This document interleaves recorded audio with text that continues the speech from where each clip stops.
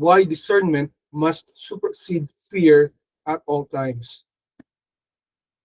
Now, when we talk about fear and discernment, kapatid, this is something na napapaisip tayo sapagkat in our society today, especially right now in the Philippines, medyo nakakagimbal ang mga sunod-sunod na trahedya at sakuna sa bawat bayan, lalo na sa lugar ng Kabisayan, although yung current na storm or yung tinatawag nila superstorm right now that came in ay nasa mismong pati Luzon ay apektado, di ba? Luzon, Visayas, and Mindanao. So sobrang laki nga nito, sabi parang kakainin daw ang buong Pilipinas. And dito parang napapaisip tayo, dapat ba tayong pagharian ng takot, kapatid? Dapat ba tayong matakot sa mga nagaganap at nangyayari? No? And this is like a giant, isa po siyang higante. Ang storm po na ito ay isang higante.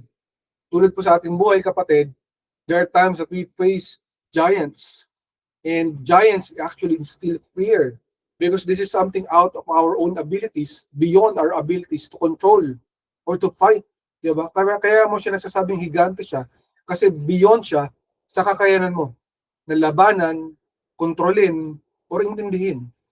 No? It is beyond your own standards. That's why it brings in fear. Mas madaling matakot, mas madaling kabahan, mas madaling ma-anxious, ma-stress out kapag or mag-worry kapag maharap ka sa isang higante, no? And dito the Lord has given us his word in Isaiah 41:10 in the ESV version. God says to us, "Fear not, for I am with you. Be not dismayed, for I am your God. I will strengthen you, I will help you, I will uphold you with my righteous right hand." Now this word from the Lord, fear not, huwag po tayong matakot, huwag tayong madismaya sapagkat kasama ng ating Diyos. Siya ay magpapalakas sa atin, siya ay tutulong sa atin, siya magtataguyod sa atin, ay napakadaling paniwalaan pag okay lahat ng bagay. But when you are facing storms like this magnitude, it's hard to trust the Lord. Diba? Lalo na pagka nakikita mo, katulad dito sa amin, sa tabi ng aming tinitiran, makikita mo talaga yung mga ulap, ang lalaki, ang bibilis nila, na parang humahampas na siya sa mga structures. But at the end of the day, why did God teach us and command us not to fear? Bakit importante ito sa ating Panginoon, not to fear? What is with fear and what is with discernment? And para mas maintindihan natin, kapatid, mas maintindihan natin na salita ng ating Panginoon, binigyan niya po sa atin ng ancient Hebrew, yung salitang Hebrew or salitang Israeli. Ano po ibig sabihin ng fear in the Hebrew language, and that is yare. Actually, sa Tagalog, parang nakakatawa siya kasi yari, mayayari ka. Dahil ang ibig sabihin po ng fear ay terror, sudden panic, dread, or in other translation, it's no trust. Walang tiwala. Mawawalan ka ng tiwala sa ating Panginoon. Diba? Wala kang trust kasi you are fearing eh. Natatakot ka. Kaya pala ayaw ng Lord na tayo fear because we are no longer trusting Him when we are fearing. That's what it means, the Hebrew language. Terror, sudden panic, nagpapanik ka. So yung mga hello mga kapatid, sino po sa atin yung mahilig mag-panic? Dapat mag-isip-isip tayo. Hindi po yung kalooban ng Panginoon ng pagpapanik. No? Dapat daw tayo mag-trust sapagkat ang fear, it means that you are not trusting. You have lost trust. Walang tiwala sa ating Diyos. So in discernment, ang pinapasunod sa atin ng ating Panginoon, magkaroon daw tayo ng discernment. Ano po yung discernment? That is bina, or I'm not sure if it's bina or bina, that is insight, practical wisdom, sound judgment, or knowing the right from the wrong, understanding. So bawat sitwasyon na pinaharap po natin, no matter kahit mayroon tayong kaharap na higante, like ng isang malakas na bagyo, o maybe ito yung nakakatakot na sakit, karamdaman, maaaring nakamamatay na sakit, diba? Maaaring gastusin na hindi natin kayang bayaran. Maybe may utang tayo na kinatatakutan natin, hinahabol na tayo ng mga loan sharks or whatsoever. At the end of the day, God knows about it, but He wants us to have discernment and not fear. To have the practical wisdom, the sound judgment. It's basically, technically, sound control, self-control, kapatid. That sound judgment is self-control. That we'll be able to discern what is right and what is wrong, no matter what you are facing, gaano man siya kalaki, gaano man siya kahigante. Sapagkat kapatid, napakadaling matakot kapag andyan na yung kinatatakutan mo yung bagay na hindi mo makontrol. Diba? Kasi ganun higante, ang laki niya, sobrang powerful. Diba? Imagine mo, isang katulad ni ni David, di ba? Nung finish niya si Goliath, hand for hand, kumbaga pound per pound, there is no way that David will win a fight against Goliath kung suntukan ang usapan. Ang laki eh. Sobrang powerful. Might by might, power by power, inch by inch, he already lost. Kumbaga sa the tail of the tape, kumbaga sa boxing, yung tail of the tape pa lang, alam na wala pong laban. By scouting report, kaya nga by pag-asa report, by news report, you have already lost the battle. Sabi ng doctor, ganito na lang daw. Sabi ni teacher, ganito na lang daw. Sabi ni boss, ganito na lang daw. Pero how about God's report? How about the divine report, kapatid? Remember, kapatid, sa ating sitwasyon sa ating bansa, it was an earthquake na kinatatakutan ng mga tao. Days ago, weeks ago. Di ba, earthquake? Yung ganyan, the big one, yung magnitude na ganyan, ganun, mawawasak daw lahat-lahat. And then came in the storm. Di ba? And then another superstorm. So makikita natin, mapapansin natin, things can change in a matter of days, in a matter of weeks. But it is important for us to understand, kapatid, that bad news will come and bad news will go. Darating po ang bad news, ang masamang balita, at lalabas din po ito. But the important thing is, how do we approach and how do we digest the bad news? Pag dumarating po yung mga higanti sa ating buhay, paano natin ito hinaharap? How do we approach it, kapatid? Do we approach it with fear or do we approach it with discernment? It's very important kasi magkaiba po yung kapatid. How do we approach, kapatid, yung sitwasyon natin hinaharap sa ating buhay? Who do we depend on times like this? When we are receiving great bad or worse, the worst bad news that we can receive. What lessons can we learn from the people of the Lord, lalo na sa Bible, di ba? We remember si Daniel, bad news. Itatapon siya sa may balon na may leon. When you look at the specs, kumbaga the spreadsheet, kapag binigay sa'yo yung spreadsheet na ano meron sa leon, di ba? Wala kang laban. Defenseless, wala naman siyang gamit na espada, wala siyang pamalo. There's no way to keep himself away from the lions kasi nasa isang lugar sila at gutom ang mga leon. They are hungry. They have not eaten for days. And they are in a dark place. And animals, wild animals, just like lions, they're very much keen in their sensitivities, in their senses, when they are in the dark. Hindi tulad ng tao. Hindi na natin sila katulad. Diba? Even yung snake, they can see yung thermal. Yung thermal, yung mas maisan yung mainit, dun sila lalapit yung mga snake. Kaya kung pagmamas natin mabuti, kapatid, imposible na makaligtas si Daniel. But how did he approach the situation? Just like with Shadrach, Meshach, and Abednego, na when they were told na itatapon sila sa kumukulong apoy, na-check na ikamamatay nila, how did they approach it? The same way sa ating kapatid, we are facing things that we have no control of, just like a superstorm. How do we face these things? How do we digest it? Lalo na sa harapan ng mga taong hindi nakakilala sa ating Panginoon. Hindi masama, kapatid, na mag-prepare. Hindi masamang maghanda. Hindi masamang ma-concern at alam mo yung nangyayari.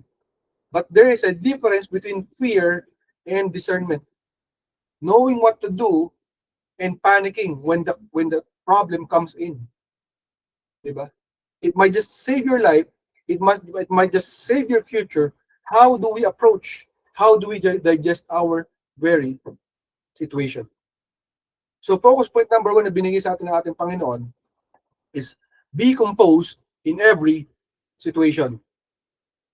Kapatid, see the bigger picture. So sinasabi natin, Panginoon, no matter what it is that we are facing, dapat composed tayo. Hindi tayo nagpapanik. We are not in fear. Hindi ugali natin kapag may kaguluhan, chat na natin lahat, chat ko kayo, chat ko dito, chat ko rito, ganun. Katapusin na lang mundo. Hindi ganun. Dapat ang unang reaction is, what's the bigger picture? What's in this thing? Diba? Do not agad overreact because we tend to overreact on things na hindi pa naman nangyayari. Diba? Yes, there is something that is coming, pero hindi pa tayo sure kung ano yun. Kasi we have not faced it yet. We are not in control of it, but God is. We have to see the bigger picture, kapatid.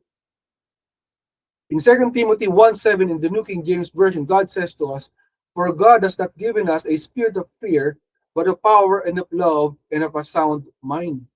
So sinasabi ng Panginoon, when we face giants, we are not to fear because He has given us the power of love and a sound mind. Power, love, sound mind. Hindi po spirit of fear. So pag natatakot tayo, pag nagpapanik tayo, pag sobrang anxious tayo, di ba? Kasi may healthy dose of fear na tinatawag. Ibig sabihin, you're just concerned, di ba? You're sensitive about the situation. You know what's happening. Kumbaga, heightened ang iyong awareness. You are aware. You are cognizant of the very situation that you are in. But it's very different from panicking, from being too anxious. But God tells you, He's telling you today that you should be in power, in control, sound mind. Maayos ang iyong pag-iisip. Rational ka para mag-isip, kapatid. No matter what it is. Could it be an earthquake, a sickness, a problem, a trouble, or a storm that you are facing, kapatid? God knows about it. But He's teaching you not to fear. Because ang enemy, yun ang gusto niya.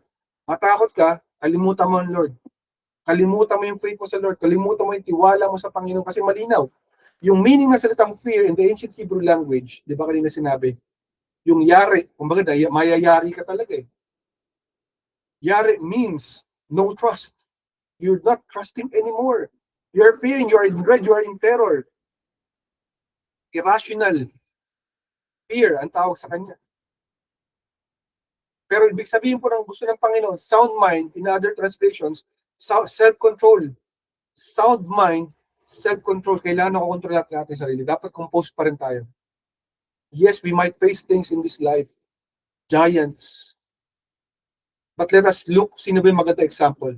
Si Jesus Christ mismo. Di ba, nung dumating yung malaking storm, syempre napagod siya, kaya ito, kailangan malaking ganap po sa atin to. Pag ikaw gagawain sa Panginoon, nagpe-preach ka, nag-share ka ng gospel, manghihina ka after.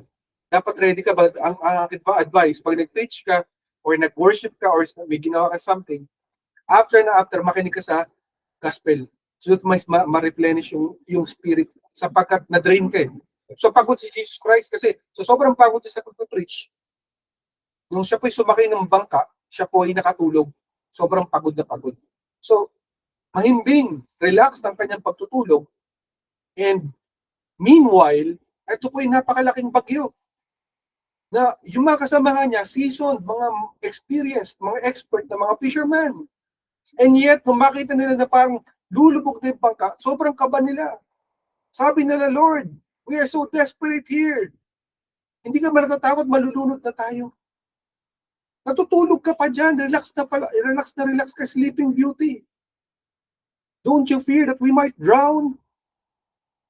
Ano pong response ng ating Panginoon pag nung ginising siya sa pagkakatulog? Nagwala ba siya? Nagpanic ba siya? Ako, merong tubig. Diba? Ganun ba ginawa ng ating Panginoon? No.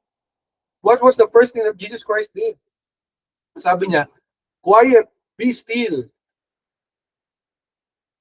Diba? Sinabi niya yung storm, yung bagyo, quiet, be still. So si Kibuloy, yung isa po sa mga sikat po na mga false teacher sa ating generation, sabi niya kaya niyang patahimikin ng bagyo. Well, hindi niya kayang patahimikin ng bagyo. Si Lord, sinasabi niya, Son of God siya. No, He's not the Son of God. No? There's only one Son of God, that is Jesus Christ, who has that ability na magpatahimik ng bagyo. So sabi niya, quiet, be still. Ito po ang reaction niya. Hindi siya nagpanic, hindi siya nagwala, hindi siya nagalit. Pero sabi niya, quiet, be still. So itong mga tao na patanong, who is this? Even the wind and the waves obey Him. Sino to? Pati yung dagat, yung mga alon, sumusunod sa Kanya. Kaya sabi ng Panginoon sa kanila, why are you so afraid? Do you still have no faith? So sinasabi ng Panginoon, even them, they can pray, they can speak to the storm in the mighty name of Jesus. By the name of God. Pwede sila mag-pray, pwede sila mag-declare for God's protection. Instead of fearing, you have to see the bigger picture because God is in control, kapatid. You are not in control. We are not in control. The storm is not in control, but God is. Dapat yun natin maintindihan, kapatid. You have to look at the bigger picture. Kasi marami sa ating kapatid, pag nandiyan na yung trouble, nandiyan yung matinding bagyo ng buhay, paawa effect, kawawa ako, kawawa ito, tulungan niyo ako, lahat kayo, magsama-sama kayo. Avengers, Justice League, help me. No. Seek God first, kapatid. Humingi ka ng tulong sa ating Panginoon. Unahin mo siya. Sapagkat siya may kakayahan na magpatahimik ng bagyo ng ating mga buhay. Look at the bigger picture. Kung isipin kung gaano kalaki yung bagyo na yan. Isipin mo kung gaano kalaki ang Panginoon mong pinaglilingkuran. No one is discounting that this is a scary storm. Nakatatakot siya, yes. But my God, our God is bigger than the storms. Remember that. I remember, kapatid, it was a story told upon me, na share lang sa akin ng aking kabataan. Nung ako pinanganak, isa sa pinakamalakas na storm na sumalanta sa buong Pilipinas, yung bagyong Anding. No? Kaya yung aking name ay kinuha doon. So yung bagyong Anding talagang baha, kinatatakutan ng maraming tao. And yet, something came out during that time. Diba? Instead of fearing, God gave a gift. So bawat isa po sa ating kapatid, binibigyan tayo ng gift ng ating Panginoon. We have to understand kung ano po yung mga blessings ng ating Panginoon despite the storms that we are facing in our lives. We are not only to look at the worst thing, the dark situations that we have. Ano kaya yung lesson na makukuha ko dito? Paano kaya ako ililigtas ng Panginoon dito? Diba? Anong miracle ang gagawin ng Panginoon? Ano kayong biyaya makukuha ko after nito? Dapat gano'n tayo tumingin, kapatid. Gaano kaya katagal na sasagutin ng Panginoon to? But I'm excited. May gagawin ng Panginoon dito. Dapat ganun. See the bigger picture. Be composed. When you're facing great situations in your life, grave situations, kapatid, look upon the Lord. Magtiwala ka sa kayang gawin ng ating Panginoon sa iyong buhay. So focus point number 2, stand still in God despite the times. So tumayo ka, still. Diba? Tindig ka dyan, steady ka lang. Huwag kang matinag. Diba? Kasi madalas sa atin, pagka ang hirap ng problema, talagang give up na eh. Hindi pa nga dumarating yung problema, nandiyan pa lang, yung hangin pa lang yung dumarating, nag-give up ka na. Diba? Trust God. So sabi ng Panginoon in 1 John 4:1 in the New King James Version, love for God and one another. Beloved, do not believe every spirit, but test the spirits, whether they are of God, because many false prophets have gone out in the world. So false prophets, doom and gloom, just like the news. You will hear doom and gloom sa mga anak ng Diyos sometimes pa, even sa news outlets, sa media, even in social media. So imbis na magbabad ka sa mga bagay na to, di ba? Magbabad ka sa Panginoon. Sa Lord ka magbabad. Kasi ang kaaway, gusto niya magbabad ka sa mga maling bagay. So matatakot ka ngayon. Di ba? Nakakabahan ka. Kasi, o nga naman, nakatatakot na yung sinasabi nila eh. Bakit pa ako magtitiwala? Eh, ito na nga, nandiyan na nga yung bad news. Di ba? So, the media, the social media, they do not see the bigger picture of things. They only see a part of it. But when you see the Spirit, you know that God is in control. Diba? Remember nung panahon ng COVID, eto na raw yan, gano'n na raw, kamatayan na ng napakaraming tao, katapusan na. Kaya yung mga iba, kahit na yung mismong bibig nila nilalagyan ng alcohol, so sobrang takot na may lalapit sa kanila. Mismong Kristiyano sa Kristiyano, imbis na magmahalan, anong nangyari po? Magkaaway. Bawal ka pumasok sa church na to kasi pag pumasok ka dito, ganun. Kaya yung mga masasamang tao sa gobyerno, pinayagan nila, imbis na yung church ang magbukas, ang mga bukas yung kabaret. Yung kasalanan, lugar ng kasalanan ng bukas. So sa tingin mo, sino nagpasimuro ng kaguluhan ng COVID na yun? Diba? Hindi Panginoon. Gawa ng kaaway. So we must be discerning. We have to have the discernment, kapatid. Because kapag sinisimulan pa lang sa church pa lang, pinatitigil ka na, di ba? Mag-isip ka na, kapatid. Is it from the Lord? Is it from God? When you hear the news, when you see it in social media, may mga tao nagko-question sa Lord. Kung talaga may Diyos, mapagmahalan Diyos, bakit niya papayagan na ganito? They are telling you to panic, to blame God for something na hindi pa nga nakita ko anong mangyayari. Trust the Lord. Test the spirits, even yung mga media, even in social media. test the spirits, kapatid, because there are many false prophets that will come out. They have gone out into the world. Be discerning, kapatid. That is very, very important. Para hindi ka malilinlang, hindi ka magpapanik, at hindi ka maluloko. Stand still, fear the Lord, not the bad news. Dapat ang Panginoon ang iyong pagtiwalaan. Dapat ang Panginoon ang iyong katakutan kasi mas malaki ang Panginoon kaysa sa bagyo. Remember, di ba si Joshua and Caleb, when they saw the giants, si Joshua and Caleb, yes, it was true, malalaki yun. Higante, nakakatakot. Wala namang question dun eh. Pound for pound, they will die if they will fight them. Pero yung mga tao, nagpanik na sila. Sabi ni Joshua and Caleb, okay, matakot. The Lord will be with us. The Lord will help us. The Lord will deliver them into our hands. Pero yung mga tao nagpanik, babatuhin na sila. Kumuha ng mga bato, babatuhin na sila ng mga bato. Sa takot, kasi nagpapanik. So huwag kayong magtaka minsan, may mga tao magagalit sila dahil sa panik. Pero God doesn't want us to be ruled by fear. We should not be ruled by fear.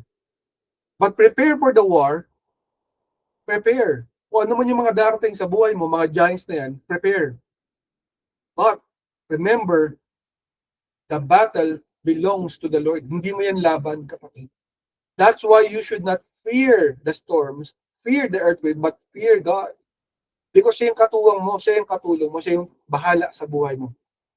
The giants will come,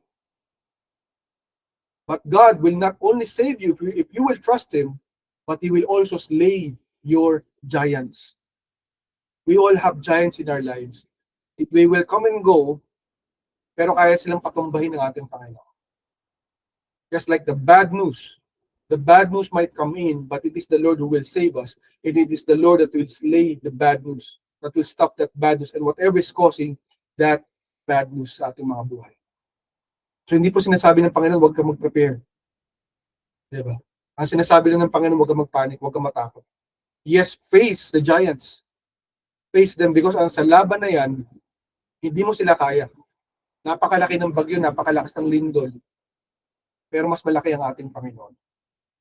Yun dapat natin titignan. You so much give importance kung gaano kalaki, gaano kalakas ang kaaway. Gaano kalaki ang trahedya. Gaano kalaki ang sakuna. Paano kapatid? Gaano kalaki ang iyong Panginoon? I remember my son, he was watching this cartoon, and there was this lyrics that it says that I have when I face the giants, I have a giant in front of me, but I have a God that is bigger than the giants. Though they may be tall, but they will look so small next to a giant of a God that I have with me. Yung po yung sinasabi ng lyrics na yun. What a wonderful song, di ba? Kasi lahat tayo, we face giants in our lives, in our lifetime. Pero tatandaan natin, mas malaki ang Panginoon natin. Yes, sa mapa, sa globe, para tayong isang malaking tuldok sa harapan ng malaking bagyo. Pero ang bagyo na yon, sa harapan ng ating Panginoon ay puwing. So kapatid, ang trabaho mo, ang assignment natin mga anak ng Panginoon, ay pagdasal. Mag-pray tayo, kapatid. And glorify God because He deserves that glory. We should fear Him more than anything else in this world. That's why it's important to fear the Lord. See how majestic He is, how He rules everything, the galaxies and the universe itself, the solar system, the Milky Way galaxy. Gaano kalaki yung bagyo na yan sa harapan ng Milky Way galaxy? Gaano kalaki yan sa harapan ng universe? And how many universes that we have in this world? So many. And yet there is nothing in the face of the Lord our God. Then why would we fear the storms? Be rational, be logical, but be discerning.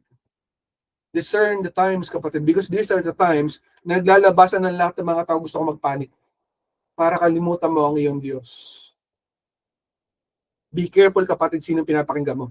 So I always say, kapatid, be careful pag nakikinig ka sa social media, be careful pag nakikinig ka sa Facebook, diba? Tinitignan mo yung TikTok mo, tinitignan mo yung YouTube mo, Because there are a lot of people who do not have the Spirit of the Lord, and they are there to confuse you, to take you out of God's hands para malito ka. And so that you will forget about the Lord. Maybe you will blame the Lord. Be careful, kapatid. So takeaway sa binigay sa atin natin Panginoon, number 1, ask God for discernment. For God gives generously. So kapag ikaw, kulang ka ng discernment, hindi mo malaman yung tama at mali, madali kang malinlang, madali kang maloko ng social media, ng media itself, di ba? Kaya yung kadalasan mapapansin mo yun, pagkabotohan na, para dadayain nila yung utak ng tao, maglalabas bigla ng survey. They will try to implant in your mind na ito yung mananalo. When the fact itself, yung sampling nila, 1,000 katao versus millions upon millions, ay napakalayo. Hindi pa iso, napakalaking panlilin lang ang panloloko ng kapwa. But they're telling you na ito raw po ang dapat natin i-follow. According to the survey, ito raw karaming tao. But that is far from the truth. Diba? Kaya nga nung pinipilit na mananalo daw si Hillary Clinton laban kay Donald Trump, diba? Dudurugin daw ni Hillary Clinton si Donald Trump in all surveys. But in the election itself, ano po nangyari? The same way with all of us, kapatid. We have to be careful. Do not listen sa mga bad news. But listen to God. Kaya mas importante, mas basahin mo ang iyong Biblia.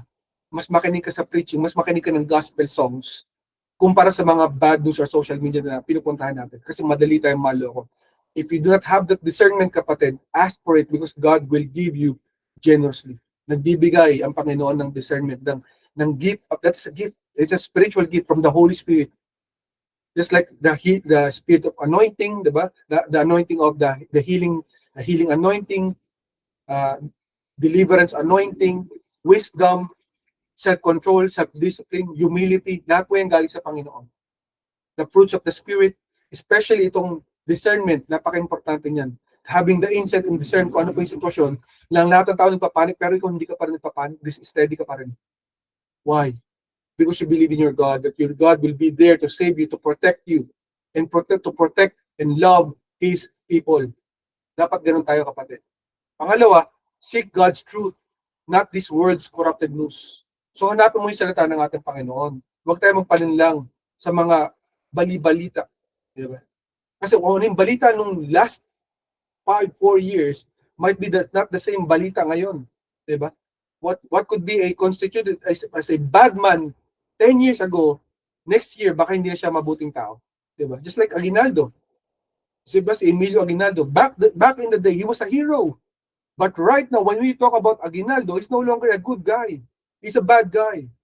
Because he murdered, he was an accomplice to the murder of Luna and Bonifacio. So people do not look at him as a hero nowadays.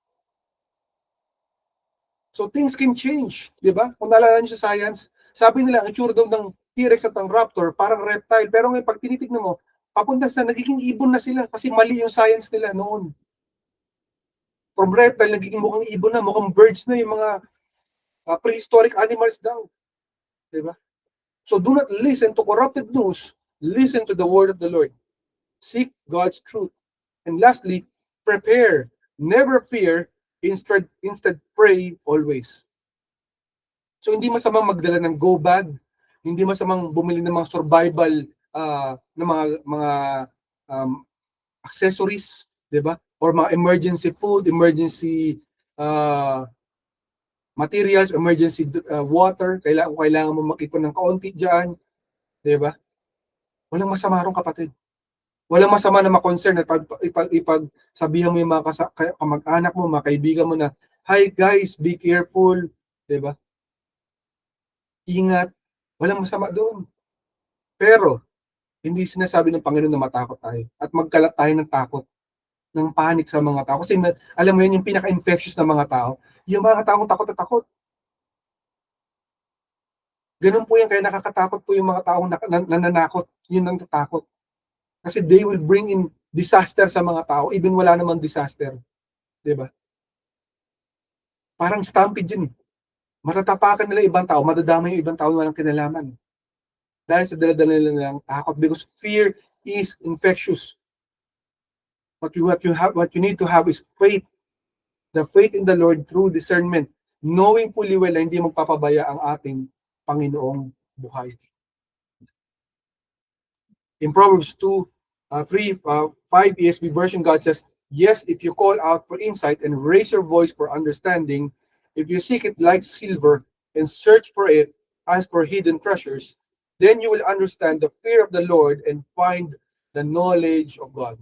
So malinaw, kapatid, nagbibigay ng discernment ang ating Panginoon. If you want wisdom, if you want to have that knowledge galing sa Panginoon, bibigyan niya yan. To understand what is right and what is wrong, God gives freely and generously. So dapat hilingin natin sa Panginoon, Lord, kulang sa discernment, bigyan mo pa ako ng discernment pa, O God. Palawigin mo pa, Lord, yung kaalaman ko sa iyong salita so that I would know what is right and what is wrong and I can decide correctly sa aking mga bagay na pagdidesisyonan sa aking buhay. In Romans 12:2, in the next version, God says to us, do not be conformed to this world, but be transformed by the renewing of your mind so that you may prove what is the will of God and that is which is good and acceptable and perfect. Diba? So kahit sinasabi ng mundo na to, ganito, ganyan, ganito dapat susundin natin, sabi ni ganyan, sabi ni ganito, ganyan, gagawin natin. No. Do not be conformed sa kanilang panik. Huwag ka sumunod sa panik nila. Huwag ka sumunod sa balita nila. Pero it doesn't harm if you know what's happening. It does not harm if you are prepared. It does not harm if you are knowledgeable, cognizant of the situation. But do not conform to their tactics. Do not conform sa kanilang gustong mga mangyari. Sapagkat maaaring sila ay linlang at dadaling ka na sa kanilang pagkaka-linlang. So be careful, kapatid, sino ang ating pinapakinggan. Saang balita ka nakikinig? Saang social media ka nakatingin lagi? Sinong pinafollow mo? Sinong binobookmark mo, kapatid? Ingat. Sapagkat maaaring ka nilang iligaw ang iyong landas. Maaaring nilang iligaw ang iyong kaisipan, ang iyong puso at ang iyong isipan. Sapagkat ganito ang gawain ng kaaway. Para tayo maligaw, para tayo mawala, He will make a way para tayo ay linlangin. Last verse ng ating Panginoon, in Philippians 4:6-7 in the ESV version, God says to us, do not be anxious about anything, but in everything by prayer and supplication, with thanksgiving, let your requests be made known to God. And the peace of God, which surpasses all understanding, will guard your hearts and your minds in Christ Jesus. So kasi alam na alam ng Panginoon na pag tayo nagpe-fear, pag tayo nagpapanik, pag tayo nawawala sa ating sarili, delikado. We can make bad decisions. Diba? Imbis na gawin natin tama, we fail to trust the Lord. Mayayari tayo. Nawawalan tayo ng tiwala sa ating Panginoon. So God does not want us to be anxious, to be living in anxiety. Ano yung malinaw na resolution ng ating Panginoon dito? Diba? To guard our hearts, our minds, to give us the peace of God that surpasses all understanding. Yun ang kailangan natin. And despite the storms in our lives, despite may sakit tayo karamdaman, nagtitiwala tayo sa Panginoon. Despite may bagyo, maniniwala tayo ng Panginoon, ililigtas tayo, hindi tayo pababayaan. Despite may sitwasyon, nandiyan ang Lord para tayo akayin, suportahan at ingatan. The thing is, are we trusting the Lord? Are we giving it our all to Him, sa ating Panginoon? Binibigay pa natin sa Kanya, sa ating mga sitwasyon. Sapagkat nandiyan ang giants, pero mas malaki ang ating Panginoon sa ating mga giants sa ating buhay. Give God all your anxieties, for He cares for you more than you will ever know. Higit sa lahat ng iyong mga agam-agam, lahat ng iyong mga alalahanin, lahat ng iyong mga takot, mas malaki ang ating Panginoon. Because mahal ka ng Panginoon, diba? Iingatan ka niya, higit pa sa kayong kayang isipin. Hindi mo alam lahat ng gera sa likod mo. Because you do not see in the spirit, right? You cannot see in the spirit, you can only see in the flesh. Nakikita mo lang yung mga bagay na physical. Pero yung spiritual, you cannot see it, you do not know about it. But God knows and God sees. So He is protecting you 24/7, actually more than 24/7 of your time and your day. Ganun kakamahal ng ating Panginoon. Hindi mo lamang alam. Sometimes even kahit mali pa yung decision natin, mali pa yung ating naging step, pinoprotektahan pa rin tayo ng ating Panginoon. Ganun niya tayo kamahal. Though yes, may consequences ang ating mga pagkukulang, pero yung kamay ng ating Panginoon nandoon para tayo ingatan. Diba? Remember si Abraham, di ba? He made a mistake regarding his wife, Sarai, and regarding the king of, or the pair of Egypt during the time of Abimelech. He could have been destroyed, si Abraham, pati si Sarai. But no, God saved them because God has a plan for their lives. So even sa ating minsan, we make mistakes, yet God has a plan for us. Our mistakes can supersede God's plan for us, kapatid. As long as our hearts are for the Lord, He knows it. Kung ang puso mo talaga ay para sa Panginoon, nandiyan ang Lord para iligtas ka. So whatever it is that you are facing, kapatid, trust the Lord your God. Ibigay mo lahat ng tiwala mo sa ating Panginoon na buhay. That is very important, kapatid. Because the enemy wants you to believe na walang magagawa ang ating Panginoon. Remember, kapatid, in our lifetime, we as believers, we will face giants. May mga giants, may mga higante tayo na harapin. But remember that your giant God is bigger than any giant that you may face in this life. Gaano man kalaki ang mga giants na yan, mas malaki ang iyong Panginoon. The bad news will pass. Yes, even this world, itong mundo na to, mawawala. Even this world will pass. But God's love for you will remain. Yung pag-ibig ng Panginoon, walang makababawi. Walang makakapukaw, walang makakastop ng pag-ibig ng pagmamahal ng Panginoon sa iyo at sa akin, sa ating lahat. Doon tayo dapat tumingin at banangan. Doon tayo dapat tumira, kapatid. In your life, invite God, the Holy Spirit in your life, in your house, and in your family. Dapat yun ang iyong gawin. Holy Spirit, dwell in my house. Holy Spirit, dwell in my family. Holy Spirit, dwell in my life. Pangunahan mo ako, God, para mga decision ko, yung mga aking mga kaisipan, yung aking mga gagawin, yung aking mga decision, ikaw po manguna. Yung kalooban mo. Kaya nga sabi ni Lord, di ba? Your will, not my will. The will of the Lord be done on earth as it is in heaven. That is malinaw, kapatid. That's very clear. That it should be the will of the Lord in our lives. No matter what it is that we're facing, trust the will of the Lord.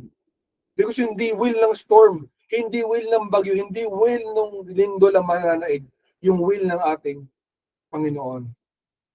And with that, when you invite the Holy Spirit, when you invite God in your life, kapatid, you will have the peace of mind and heart and wisdom even under chaos. Kahit may chaos pa, you will trust the Lord because alam mo, kasama mo siya. Sabi yung kantang, kasama natin ang Diyos, di ako mababalisa, di ako mangangamba, kasama natin ang Diyos. Dumaan man ako sa ilog, di ako malulunod. Dumaan man ako sa apoy, di ako masusunog. Kapatid, God will give you that peace of mind, that protection that only comes from Him. But are you trusting Him? Kapatid, yung fear of God is important. Takot na takot tayo sa bagyo, takot na takot tayo sa lindol. Are you fearing God? That is more important than anything. Because the fear of God is your compass of discernment. Kapag takot ka sa Diyos, alam mo po, protektahan ka niya. Alam mo yun. Whatever it is that you're facing, alam mo, kasama mo ang Diyos. Hindi ka niya pababayaan. So that's the most important thing than any fear that you might have in this life. Do not lose the fear of God, because by losing the fear of God, you will lose yourself. In the case of your situation in your life, the giants that you might face, pwedeng mawala ka sa iyong sarili. Matakot ka, magpanik ka, makagawa ka ng mga bagay na mali. And maybe you may lose that hope at all. Yung pag-asa na meron ka, mawala na. But during that time, when you're losing hope, call upon God Almighty. And He will come and save you. That is His promise. He will come and save you whatever storm that you might face in your life. Be reminded that God is the God of angel armies. Tulad ng kanta kanina, di ba?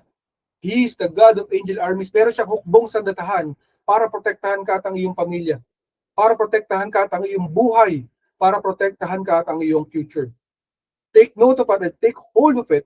Because you are entitled to the God of heavenly armies. Ang ating Panginoon. Bibigyan ka niya ng protection. The angel hosts will be upon you to protect you. Through our Lord Jesus Christ. Remember, ano man ang face mo sa buhay mo, kapatid, God will go before you in all your battles. Mauuna ang ating Panginoon. So hindi ka mauuna. Nandun ka lang, magre-represent ka lang. Tatayo ka lang, titindig ka lang. Magtitiwala ka lang, yun ang gagawin mo. You will only declare His word. You will only declare His name, and He will be there in that battle because He will be the one doing the battles, not you, not me, not any of us. It is He who will do the battle, kapatid, and it's also He who will deliver us in that battle. Be reminded of that, kapatid. Your God, your friend, will always be by your side. And no matter what it is, no matter how strong the storm could be, God holds the whole world in His hands. Tandaan mo kung gaano siya ka-faithful.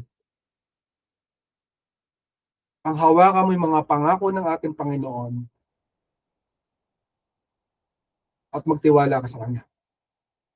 And today, your assignment, kapatid, our assignment, my assignment, our assignment, is to say our hallelujah to our God, to praise Him, to worship Him, despite the storms that we are facing right now. Because He deserves all glory and power and praise. Kanino ka bang titiwala, kapatid? Sa bagyo? Sa pag-asa? Sa balita ng social media? O magtitiwala ka sa kaya magligtas sa iyo at sa iyong buhay at sa iyong pamilya? It is high time again, kapatid. Ibigay mo ang tiwala mo sa ating Panginoon na buhay na kaya magligtas sa iyo at sa ating lahat. He deserves glory for our daily redemption. Hindi kanya lamang ililigtas sa bagyo nito, kapatid. Kaya ka iligtas buong segundo, lahat ng minuto ng iyong buhay. Magtiwala ka lamang sa Kanya. Because mahal ka ng Panginoon more than you can ever imagine. Bigger than the storms, bigger than the giants that we will face, bigger is our God. It is high time magtiwala ka sa ating Panginoon. Yung po minsan natin, Panginoon na buhay. Salamat sa pagkabasa ng kanyang salita. And kapatid, maybe this is the first time that you're hearing this broadcast. You might not know me, you might not know Ancient Doors Church. And worse, baka hindi mo pakilala ang ating Panginoong Jesus. Kapatid, in this lifetime, we all have a destination. At yung destination yan, hindi natin maiwasan. That is death. One day, lahat ng tao mamamatay sa mundo na to. Maybe 100 years from now, we might not know. Only God knows. But when we die physically, there's another destination. And that is heaven or hell. The problem is, kapatid, walang kasigurahan. Saan ka pupunta? Sa langit ba o sa impyerno? Sigurado ka ba papupunta ka sa impyerno? O sigurado ka pupunta ka sa langit? Walang kasigurahan. But, kapatid, there is a way na makarating ka sa langit balang araw, hindi sa impyerno. Sapagkat, kapatid, mahirap sa impyerno. Kumukulong apoy every day, every second, kapag ikaw napunta ron, pag ikinawala sa mundo na to. Pero kung gusto mapunta sa langit kasama ang ating Panginoon, ang ating Diyos, masagana, pinagpala doon ang lugar. There is a step that you must take. And that is, kailangan maniwala ang ating Panginoong Jesu Kristo ay nabuhay, namatay siya sa krus ng Kalbaryo 2,000 years ago bilang sakripisyo at kabayaran sa ating mga kasalanan. Sapagkat, kapatid, ang ating kasalanan ang dahilan kaya tayo napupunta sa impyerno. Pag nagkasala, kahit isang beses lang yan, kahit gaano pa kaliit yan, pupunta sa impyerno ang isang tao. Pero siya na naging ultimate na kabayaran. Ibinigay niya ang buhay sapagkat siya'y inosente. Wala siyang kasalanan. Ibinigay niya ang buhay niya bilang kabayaran sa ating mga kasalanan para tayo tubusin at di tayo mapunta sa impyerno balang araw. Kung maniniwala ka sa kanya, kapatid, sa sakripisyo na binigay niya na yan, na nabatay siya ng 2,000 years ago at nabuhay muli after 3 days para bigyan ka ng kaligtasan. Tatanggap mo siya ngayon bilang Panginoon, Diyos at tagapagligtas ng iyong buhay, ng buong puso, isip at kaluluwa mo, at hihingi ka ng tawad sa lahat ng iyong mga kasalanan. Then you will receive the gift of salvation, the right to go to heaven one day. If you want to receive that, kapatid, yung libre regalo niya mula sa ating Panginoon, kailangan mo lang maniwala at manampalataya at magbanggit. You have to declare with your mouth that Jesus Christ is Lord of your life. If you will do that today, then you will receive that gift. Kung gusto mo yan, kapatid, samahan mo ako manalangin ngayon din. Manalangin ka ng buong puso, isip at kaluluwa at tanggapin ang kaligtasan ng ating Panginoon. Let us pray.